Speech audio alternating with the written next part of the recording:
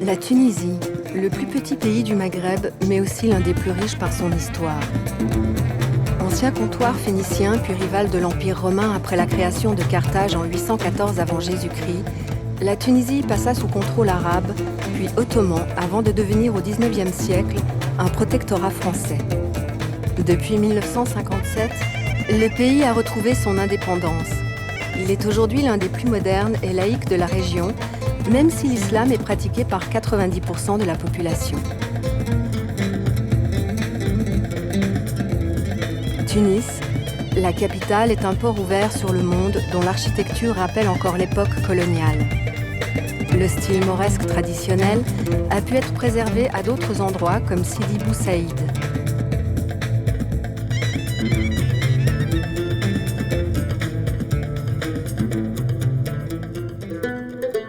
Autre plaisir de la Tunisie, ses côtes. Avec 1290 km de façade maritime, le pays recèle quelques petits paradis. Les Romains l'avaient déjà compris. Des monuments bien conservés témoignent de cette civilisation. Certains des chênes lièges du pays ont vu passer leurs légions. L'agriculture occupe encore près de 22% de la population. Dans le sud, les nomades stockent leurs céréales dans des kssours, les entrepôts d'argile. Une pratique qui perdure, comme celle des caravanes. Le dromadaire reste le meilleur moyen de transport pour franchir les étendues désertiques.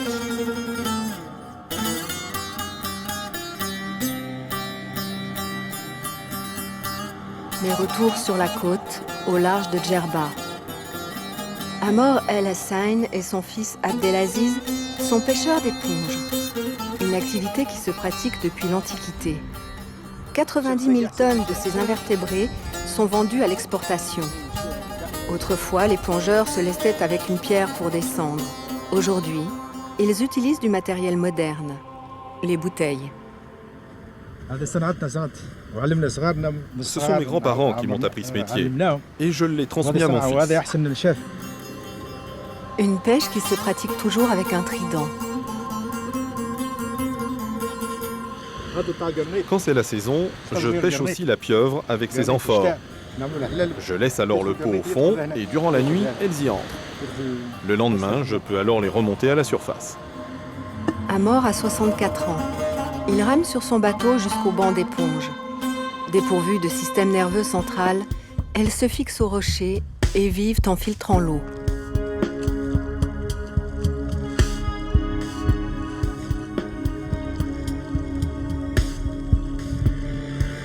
Abdelaziz, de son côté, part sur son bateau à moteur.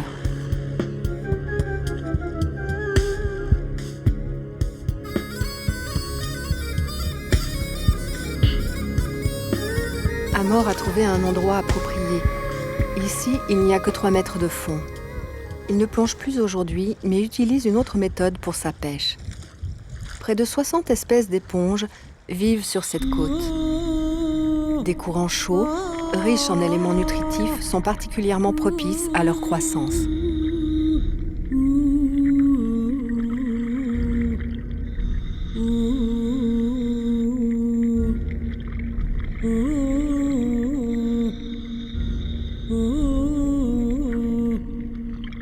À l'aide d'une cuve dont le fond est en verre, Amor observe les rochers. Lorsqu'il repère une cible, il la harponne à l'aide de son trident.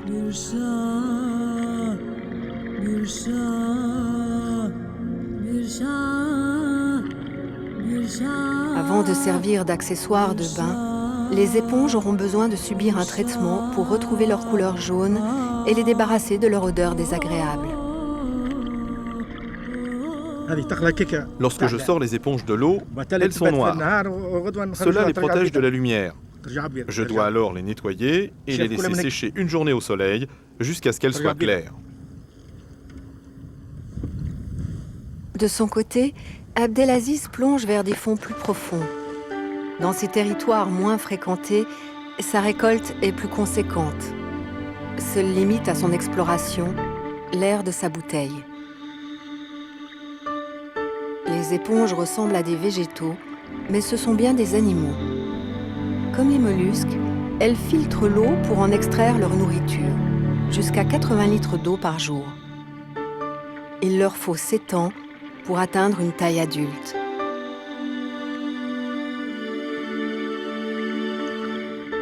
Au cours de ses plongées, Abdelaziz a fait une découverte. L'épave d'un navire de guerre italien de la Deuxième Guerre mondiale. Les restes du bateau sont un paradis pour les éponges. Sur ces structures broyées par l'explosion, elles ont trouvé le support idéal pour s'accrocher. En quelques minutes, Abdelaziz ramasse ici autant d'éponges que son père en une journée.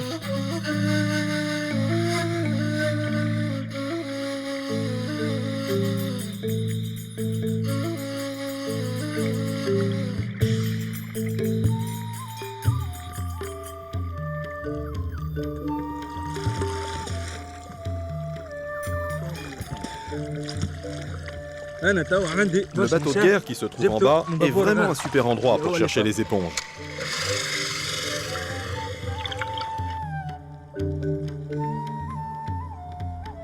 Pour Amor comme pour son fils, la récolte d'éponges en eau peu profonde devient de plus en plus difficile. La surexploitation des fonds et la pollution de l'eau a considérablement diminué la population de cette espèce si convoitée. Il y a encore 10 ans, Amor ramenait de ses sorties le double d'éponges. Les perspectives sont inquiétantes. Tous deux préfèrent les mettre de côté pour l'instant et profiter des plaisirs qu'offre toujours le métier de pêcheur.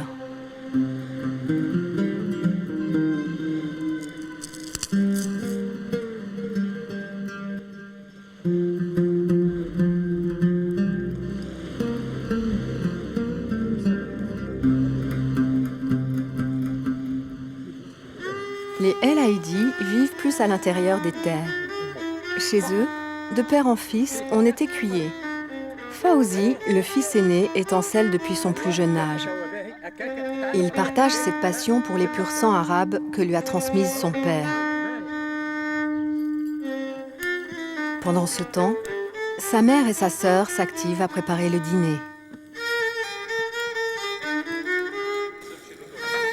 Les El Haïdi tentent de faire perdurer la tradition des acrobaties équestres en Tunisie. Même s'ils ne sont pas très riches, ils veillent toujours à ce que leurs chevaux ne manquent de rien. Allah créa le cheval à partir d'une pincée de vent et le donna au guerrier en lui disant « Va, et sur son dos, tu goûteras aux jouissances que je te réserve dans mon paradis. » Un animal vénérable donc, est vénéré ici par toute la famille. Le grand-père était acrobate équestre et sa descendance a suivi cette voie. Mais si les enfants veulent un jour égaler le prestige de leurs ancêtres, ils devront travailler dur pour apprendre les trucs et astuces du métier. Ils attendent avec impatience la sortie de la journée, car aujourd'hui, ils vont devoir faire leurs preuves. Les chevaux sont harnachés et partent pour une représentation.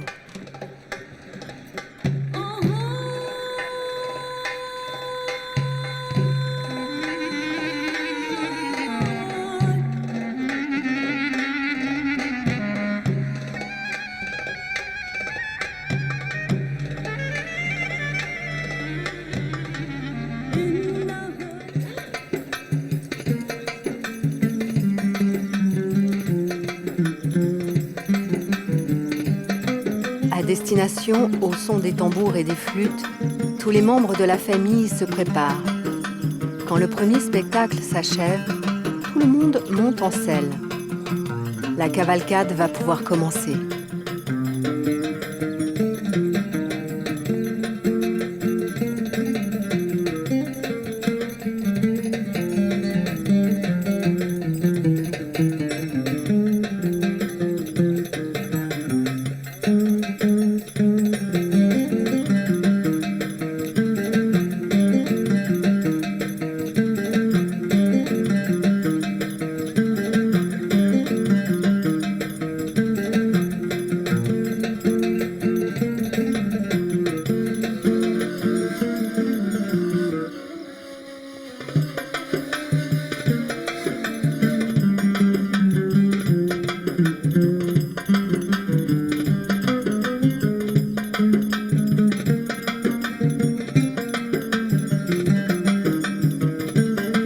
Les animaux sont particulièrement vifs.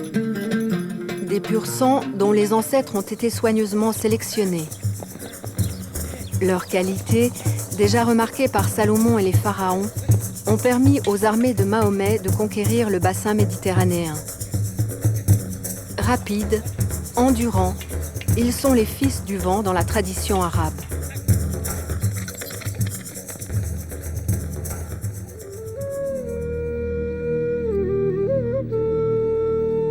Cette race de chevaux doit d'abord ses qualités à l'environnement difficile dans lequel elle s'est développée. Ces animaux partageaient le quotidien des princes du désert. Des nomades, comme on en rencontre encore dans le sud.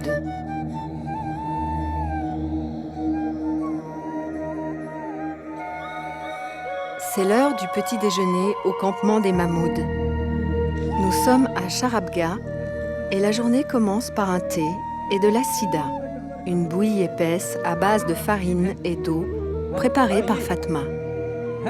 Entre Belgassem, Boubacar et Mohamed, les discussions vont bon train. Le soleil brûlant échauffe déjà les cœurs. Les Mahmouds doivent choisir le prochain pâturage pour leurs chèvres.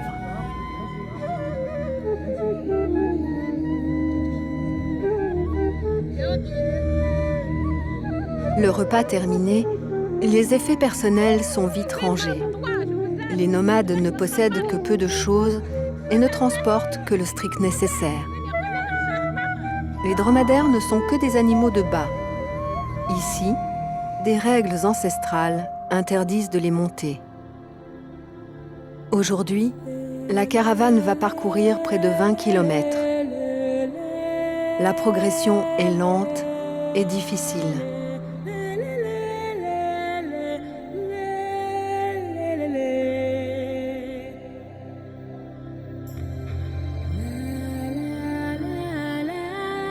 Quand le soleil commence à descendre sur l'horizon, il est temps de dresser à nouveau le campement. Dans le désert, les nomades vivent presque en autarcie. Ils n'achètent en tout et pour tout que de la farine dans les villages en bordure du désert. Les chèvres apportent le reste, le lait, la viande et les peaux. Les enfants ne sont là que quelques mois par an. En temps normal, ils vivent en ville à 12 chez leur grande sœur où ils vont à l'école. Pour Belgassem, il est important qu'ils apprennent aussi la tradition des nomades. Ali, âgé de 16 ans, devra aller avec Mohamed chercher de l'eau dans le désert. Personne ne sait si l'oasis dont ils ont entendu parler n'a pas été comme tant d'autres, engloutie par les sables.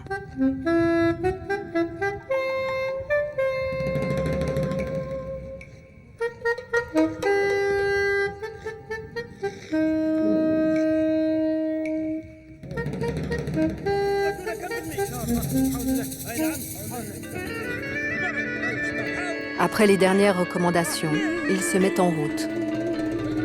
Un dicton nomade dit que plus long est le chemin, plus vite il mène au but. Il est plus facile de marcher sur la crête des dunes qu'en bas. Parfaitement adaptés à cet environnement avec leurs sabots mous, les dromadaires sont les vaisseaux du désert.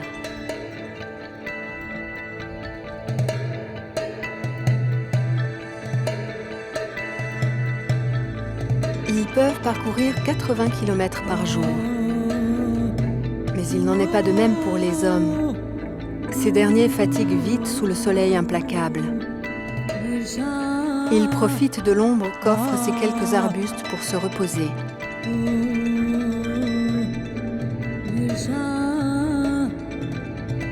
Il est presque midi et toujours aucune trace d'une oasis.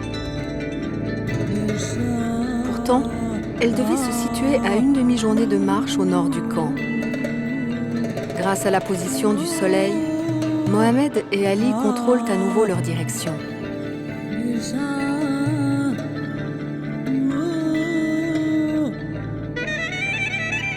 Et en effet, l'oasis est là, mais en bien piètre état. Trop longtemps laissée à l'abandon par les hommes, elle a été mangée par les sables du désert. Les troncs desséchés des palmiers sont les seuls vestiges. Mohamed y cherche des traces d'eau, mais sans succès. Il leur faut repartir, chercher plus loin.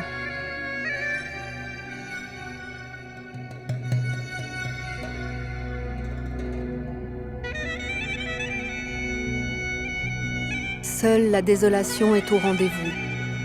Cette fois, ce sont les ruines d'un village abandonné.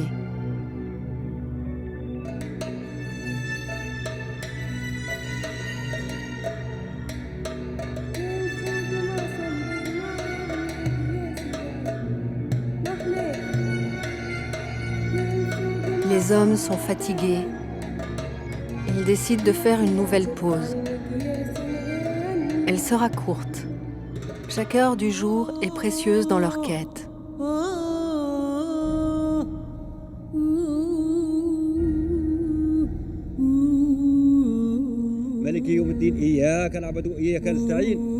Au campement, le vieux Belgassem prie pour le retour de son fils et de son petit-fils. Mais comme tout musulman, il croit aussi en la fatalité des choses. Alors il attend. Les hommes repartent dans la fournaise. On dit chez les nomades que les points d'eau sont rarement espacés de plus de 50 km. Et l'apparition d'un lézard dans le sable est un signe d'eau à proximité. En effet, cette fois, l'oasis est là. Caché derrière une barrière de dunes à quelques centaines de mètres. Un tout petit coin de paradis au milieu du désert. Ces îlots de verdure dans les zones d'affleurement des nappes d'eau souterraines permettent des cultures vivrières. Pour Mohamed et Ali, la priorité est à se rafraîchir et à faire boire le dromadaire. Celui-ci peut engloutir jusqu'à 180 litres d'eau qui lui permettront de tenir plusieurs jours sans boire. Par contre, ses maîtres devront remplir toutes leurs gourdes.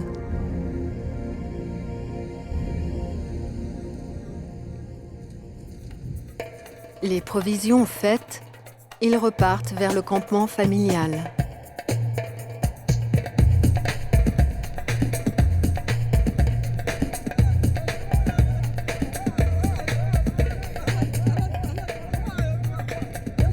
L'accueil à l'arrivée est chaleureux. La précieuse denrée sera remisée sous la tente.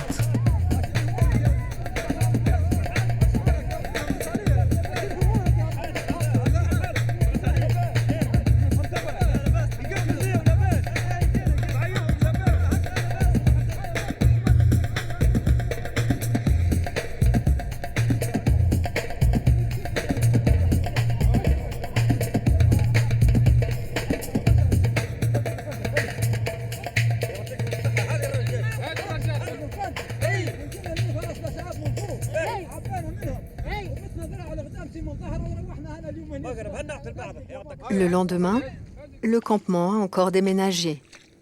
Les nomades se sont installés dans l'oasis.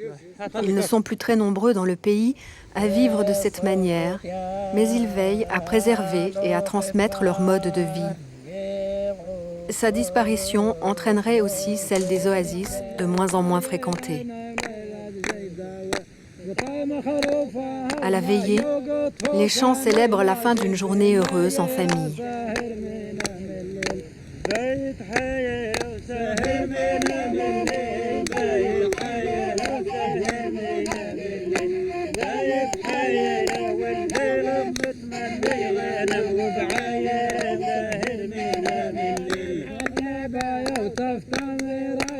Dans le grand erg oriental du sud tunisien, les oasis sont de fragiles îlots de vie, perdus au milieu des barrières de dunes. Le pays du silence et des mirages. Sadok Belkadi est un scientifique. Il cherche des solutions pour les protéger. La matière première est là, et ces feuilles de palmier serviront à fabriquer des barrières contre le sable. Il existe deux méthodes pour éviter la dévastation du paysage. La première grâce aux barrières de feuilles de palme, et l'autre grâce aux plantations. Sadok contrôle les barrières mises en place. De leur entretien dépend souvent la survie de l'oasis. Aujourd'hui, il se rend aussi à Dergin, une petite oasis devenue avec le temps une large palmeraie en bordure des grands lacs salés. L'écosystème des oasis a été jusqu'à présent relativement peu étudié. Afin de pouvoir gagner sur les déserts, les chercheurs se penchent sur les conditions d'acclimatation de la faune et de la flore à cet environnement. Sadok Belkadi vient y effectuer des prélèvements d'échantillons pour mesurer la salinité des sols. Elle ne doit pas dépasser 2,5%.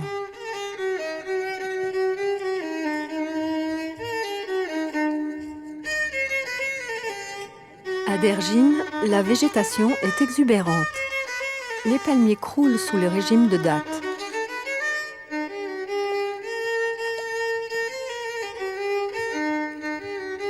Le vieux Massoud est agriculteur ici depuis 15 ans. Il creuse des tranchées pour mener cette eau si précieuse à ses parcelles. Il n'a le droit de les irriguer que pendant 3 heures tous les 22 jours. Sadok Belkadi vient juger de l'avancée de son travail. La récolte est bientôt prête, mais des films de plastique recouvrent encore les palmes pour protéger les dattes qui ne sont pas tout à fait mûres.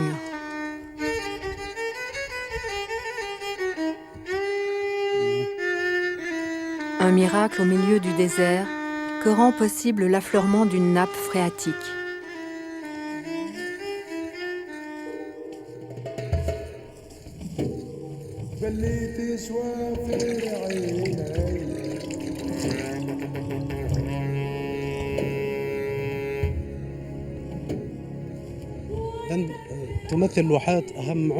Les palmeraies ont une importance économique.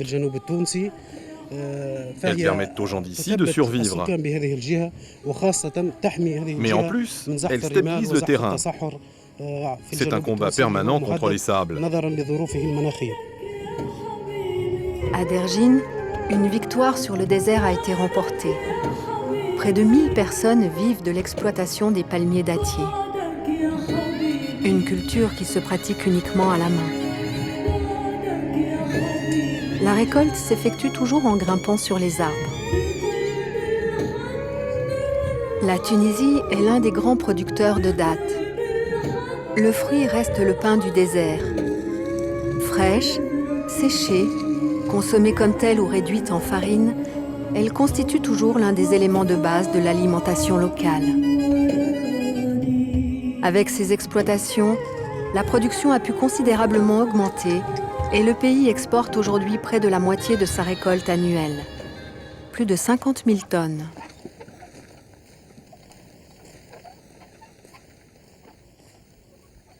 Autre ressource naturelle, le liège. Il pousse dans les montagnes du nord du pays et sur les contreforts boisés de l'Atlas. Pour Amara, la plantation et l'entretien des chênes lièges est la tâche de toute une vie. Avant que leur écorce puisse être récoltée, les arbres doivent au moins avoir 30 ans. Puis, tous les 10 ans, l'écorce qui aura repoussé pourra être prélevée. Cet exercice est particulièrement délicat. Il faut veiller à chaque instant à ne pas entailler la surface intérieure du tronc. Si l'arbre est blessé, il meurt. Amara connaît chacun de ces arbres. La récolte se déroule généralement entre juin et septembre, lorsque l'humidité résiduelle entre le tronc et l'écorce permet de l'enlever plus facilement. Quel superbe morceau! Il a 12 ans. Cela valait vraiment la peine d'attendre. C'est seulement après 3 récoltes, c'est-à-dire au bout de 50 ans, que l'écorce devient très épaisse. Alors elle peut servir à fabriquer des bouchons de champagne. C'est un excellent liège. On ne peut quasiment rien faire avec celui de qualité inférieure. Mais les arbres qui poussent dans ces forêts sont souvent de très bonne qualité. Pour ce travail, Amara ne perçoit qu'un faible salaire journalier. Il a à peine de quoi faire vivre sa famille. l'argent ne suffit parfois même pas à acheter de la farine pour le pain. Sa femme doit veiller à ce que rien ne soit gaspillé. Comme beaucoup des habitants de ces montagnes, Amara est berbère, l'un des descendants des premiers habitants du pays, dont la présence est attestée depuis au moins 6000 ans. Leurs tribus furent balayées par les armées arabes.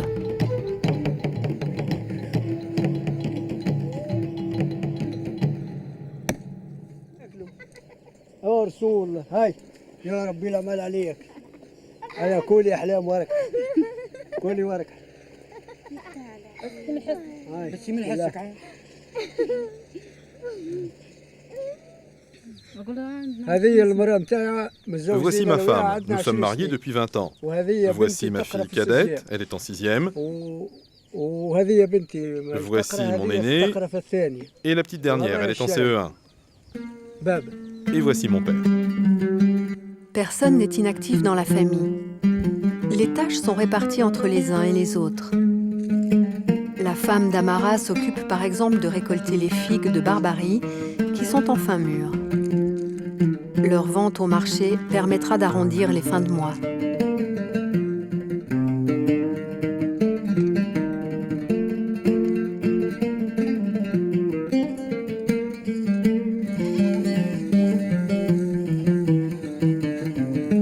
Quand elles ne sont pas à l'école, ces filles surveillent le troupeau de chèvres qui procure du lait et de la viande.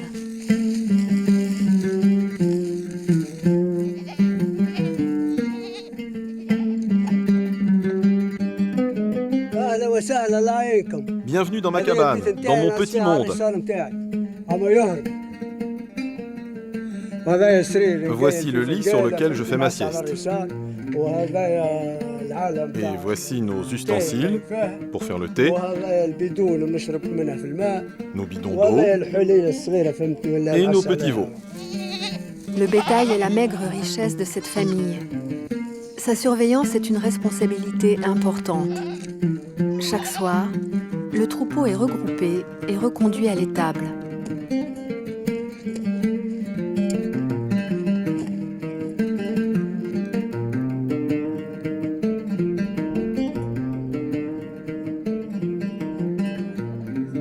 Aujourd'hui, des invités sont venus les rejoindre. Le repas commence par un thé.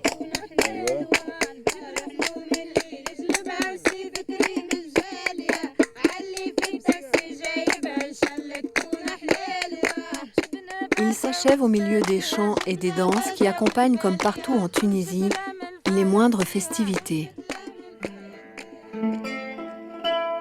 Anouar Brahim est l'un des musiciens les plus réputés du pays. Ses compositions et interprétations instrumentales portent la marque de cette tradition. Il joue du oud, le luth arabe inventé il y a 9 siècles. Ce que j'aime dans le oud, c'est que c'est un instrument voyageur. C'est un instrument qui... Alors il y a deux versions, il y a des gens qui disent qu'il est d'origine iranienne, d'autres qui disent qu'il est d'origine irakienne, probablement les deux à la fois. Donc il est venu d'Irak et puis il a conquis en fait tout le Moyen-Orient, tous les pays arabes, il est venu au Maghreb, il a conquis l'Andalousie, puisque les musulmans sont restés en Andalousie quand même quelques siècles, et il est rentré en Europe pour être... il est en fait l'ancêtre du luth Renaissance.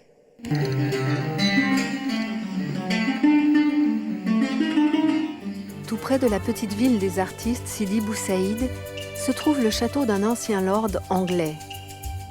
Anouar associe à ces bâtiments un souvenir très spécial, celui de son vieux maître d'oud avec lequel la complicité artistique était totale.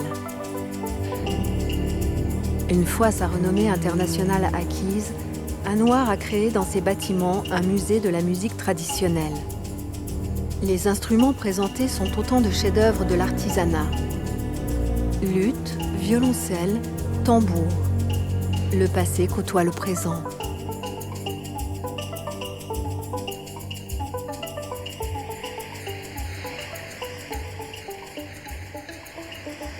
Anouar met aussi parfois son talent au service du ballet national. Sabre recourbé, costumes flamboyants, Les chorégraphies célèbrent le passé glorieux de la Tunisie. Des héros de batailles victorieuses, des princesses enjôleuses. Kira est l'un de ses professeurs. La danse tunisienne, elle est très riche. C'est une danse qui est très riche. Et aussi, elle se diffère d'une région à l'autre. L'entraînement est très exigeant. 35 artistes répètent ici chaque jour sous la houlette de Kira.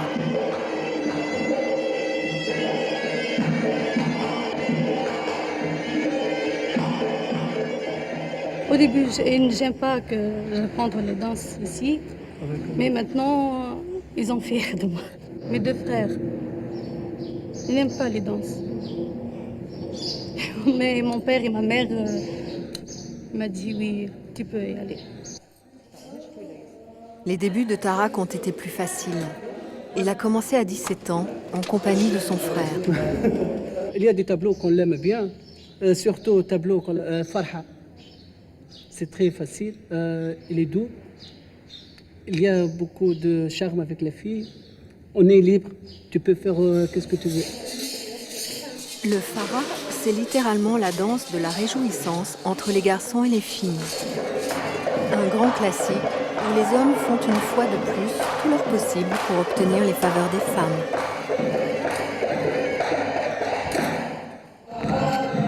La troupe répète inlassablement les grands classiques du folklore tunisien. Elle se produit désormais un peu partout à travers le monde. Avec ses représentations, elle participe à faire partager à l'étranger la découverte de tout un pan de la culture tunisienne.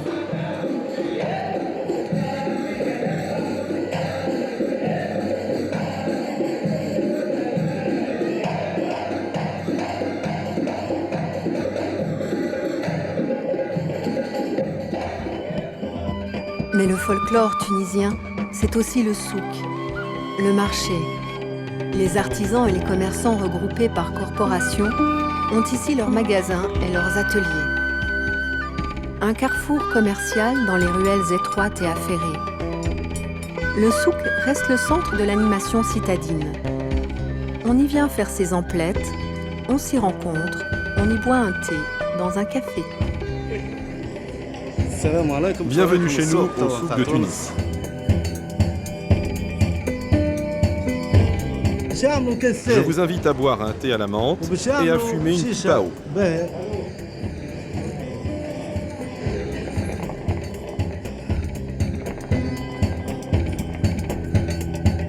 Au café, la pipao, chicha ou encore narguilé reste l'un des symboles du Moyen-Orient. Elles sont toujours fabriquées à la main et peuvent mesurer jusqu'à 2 mètres de haut. Si leurs origines demeurent mystérieuses, des fouilles archéologiques ont mis à jour en Afrique australe et orientale des fourneaux datant du XIVe siècle. Ali vient en acheter une neuve. Comme pour toute transaction, il négocie longuement le prix avec le commerçant. Le marchandage fait partie de la coutume en Tunisie et un bon achat demande du temps.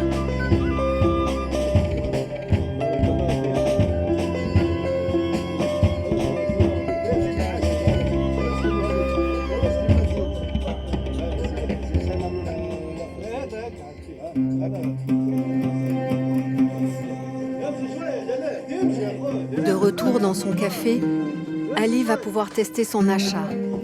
La préparation fait l'objet d'un véritable cérémonial.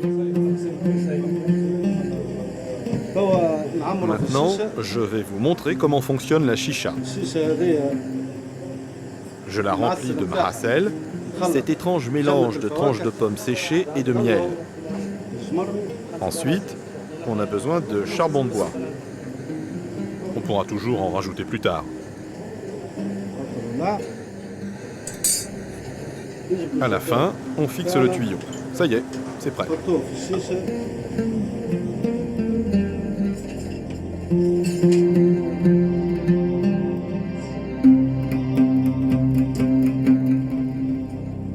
Pour être plus douce, la fumée est refroidie en passant dans l'eau. La chicha est un élément de l'art de vivre arabo-musulman. Elle ne se fume pas à la va-vite. Il faut du temps pour apprécier la douce fumée parfumée et le bruit des bulles. Ali a pris son après-midi pour aller traîner dans le souk. Dans le labyrinthe des boutiques, il soigne ses relations avec ses fournisseurs et ses clients. Le souk est immense et couvre de nombreux domaines. Il est tellement grand qu'une personne qui ne le connaît pas très bien peut facilement se perdre dans le chaos des ruelles.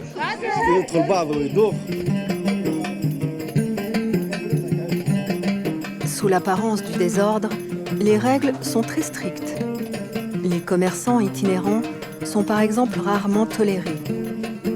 Les règles sont appliquées par les amines, les chefs de chaque corporation.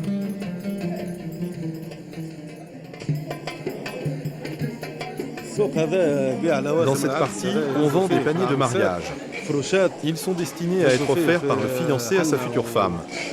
Ce sont des porte-bonheur comme le henné, les pistaches et naturellement aussi des ustensiles pour la maison nécessaires à un jeune couple. Il n'y a quasiment pas de mariage ou de fête religieuse qui ne commence pas par un hammam. Ali se rend au moins une fois par semaine dans ses traditionnels bains de vapeur. Le hammam est une institution sociale. On s'y détend, on s'y repose, mais on y fait aussi des rencontres professionnelles. Selon les jours de la semaine, les hammams sont réservés aux hommes ou aux femmes.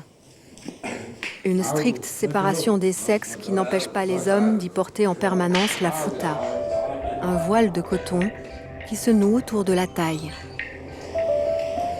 Au programme, chaleur, bain froid et massage tonique.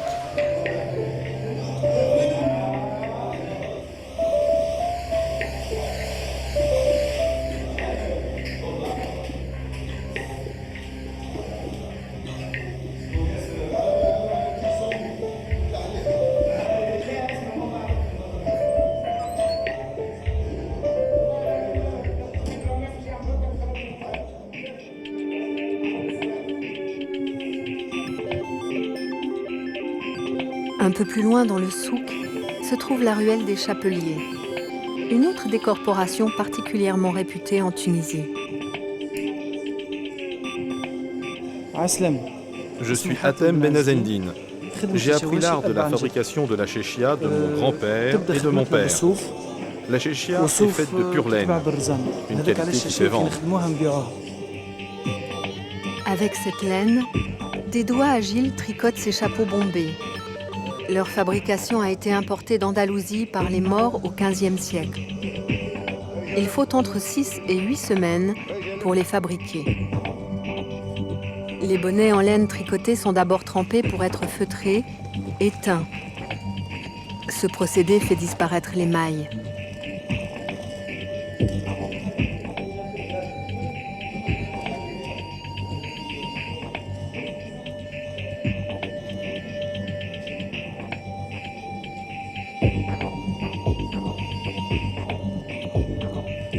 L'opération terminée, ils sont foulés aux pieds pour achever le feutrage et essorer le surplus de teinture. Puis ils sont cadrés avec des brosses, autrefois des chardons, pour leur donner un aspect duveteux. Et enfin, ils sont mis en forme.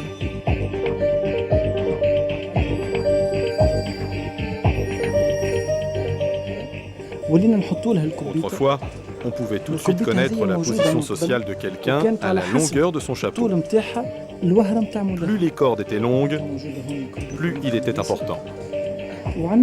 Aujourd'hui, il existe des chéchias pour tous les goûts, de la plus grande à la plus petite, comme par exemple sur ce porte-clés.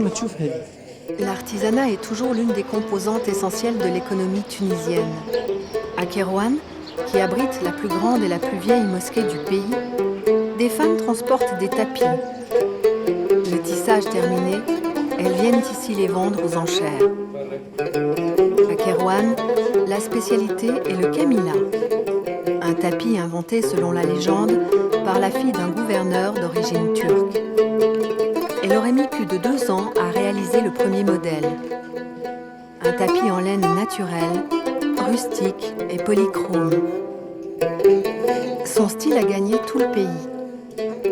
Sa fabrication utilise toujours le traditionnel nœud de Giode, un emprunt qui est aussi la signature de ses origines anatoliennes. Leïla a 17 ans. Pour se faire de l'argent de poche, elle tisse des tapis maintenant depuis 5 ans. Les experts vérifient que son travail répond bien aux normes. Mais il le déclare seulement de seconde qualité. Leïla devra se débrouiller seule pour le vendre. Elle est un peu déçue, car elle a consacré plus de 2 semaines à sa fabrication.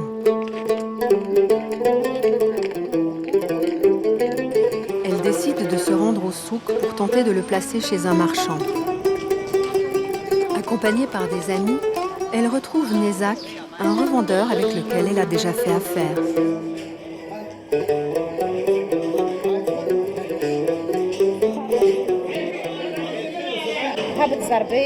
Je vends mon tapis si le prix est correct.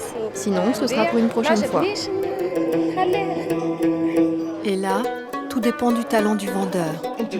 Ici, on trouve toutes sortes de tapis. Celui-là devrait bien se vendre. Mais la concurrence est rude et les acheteurs n'ont pas l'air très intéressés par le tapis de Leïla. Le meilleur prix proposé est 74 dinars. Mais ce n'est pas suffisant. À peine de quoi couvrir le prix de la laine. Le vendeur repart à l'assaut. Il prendra une commission de 20%. Leïla, tendue, attend de voir si les prix vont enfin monter. Mais peine perdue.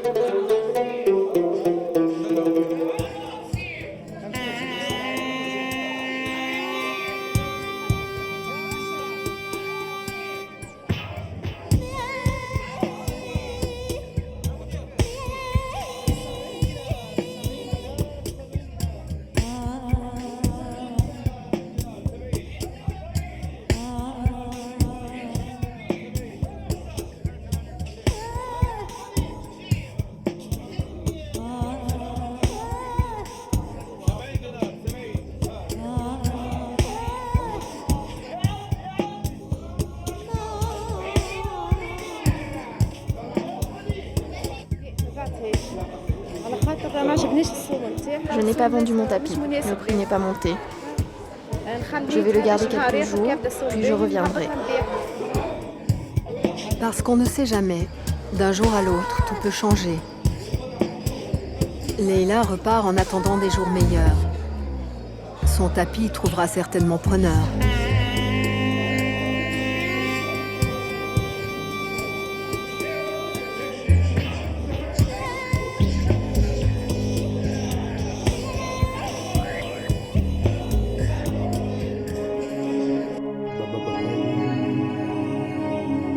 Retour dans le sud du pays.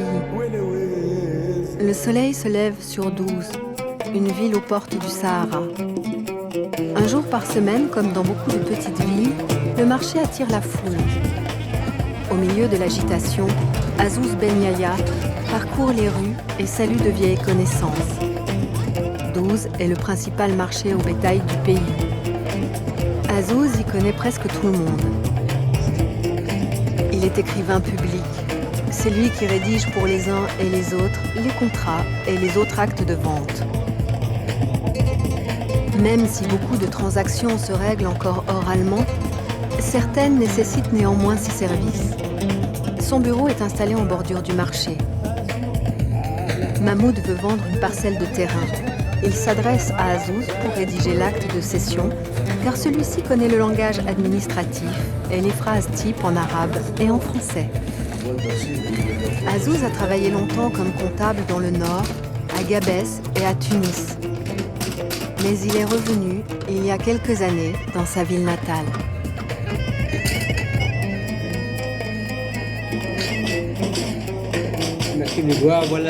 Je connais Azouz depuis qu'il est tout petit. Et je viens toujours ici pour qu'il rédige mes papiers officiels. L'acte terminé, Azouz le relie aux intéressés. L'acheteur et le vendeur semblent satisfaits.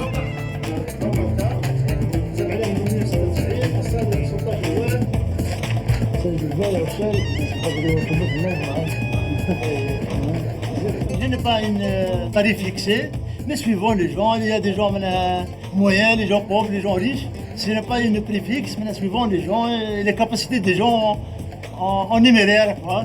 Même il y a des gens qui écrivent gratuitement. Son travail terminé et ses clients repartis, Azouz peut retourner à l'autre de ses passions.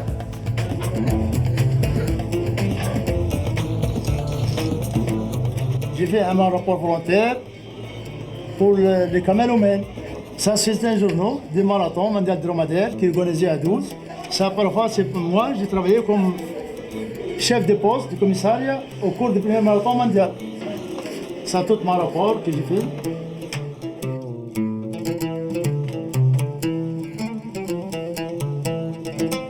J'ai fait ce métier-là 6 ans, je crois. Mais j'ai choisi, j'aime la liberté, c'est une fonction complètement libre. Je préfère pour faire comptable ou travailler dans une administration, mais j'aime la liberté. C'est pour ça que j'ai choisi l'écrivain public, parce que je suis complètement libre. Un métier archaïque qui a toujours sa place ici.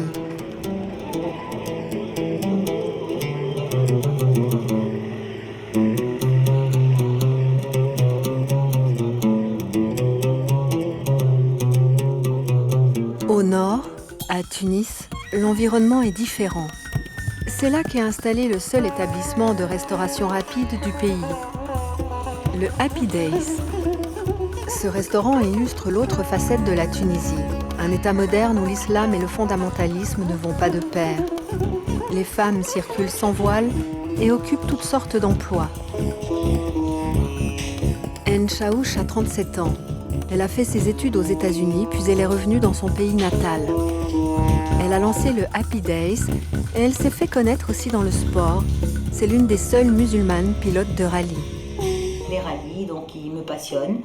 Cette année, par exemple, j'ai fait pratiquement tous les rallyes. Je viens de terminer le Paris-Dakar, ce qui est fabuleux parce qu'on a eu donc les grands, donc Shinuzuka, Jutta Kleinschmidt, Schlesser, tout le monde. Et tout le monde était bien content de voir qu'il y avait une femme, la première femme arabe, tunisienne, maghrébine, musulmane si vous voulez, qui fait un rallye et puis qui arrive surtout au rallye Paris-Dakar. Ce soir, elle se prépare à un nouveau départ. Elle doit se rendre à 400 km dans le sud du pays pour participer à une course.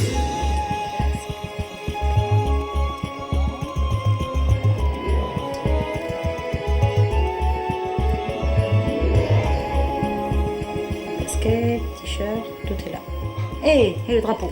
Il ne faut surtout pas que j'oublie aussi mon drapeau, parce que quand on arrive sur le podium, j'espère y arriver déjà, il faut avoir le drapeau avec soi. Quelques heures plus tard, le soleil se lève dans le désert. Une armada mécanique vient briser le silence qui règne habituellement au milieu des dunes.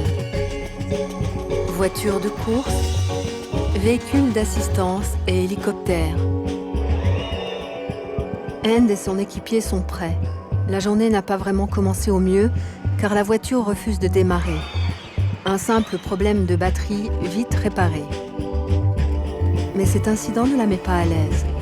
Les voitures partent à 3 minutes d'intervalle. Dernier préparatif pour End, et la voilà à son tour sur la ligne de départ.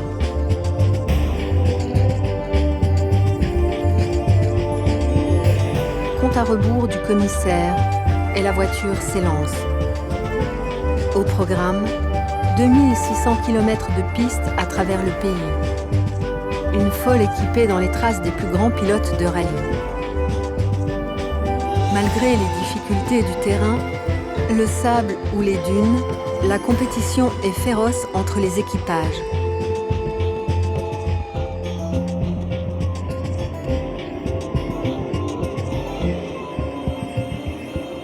End se démène, pourtant elle n'a aucune chance d'arriver en tête ce soir. Le niveau est trop élevé. Mais elle reste la seule Tunisienne en course, une fierté qui vaut pour elle tous les efforts.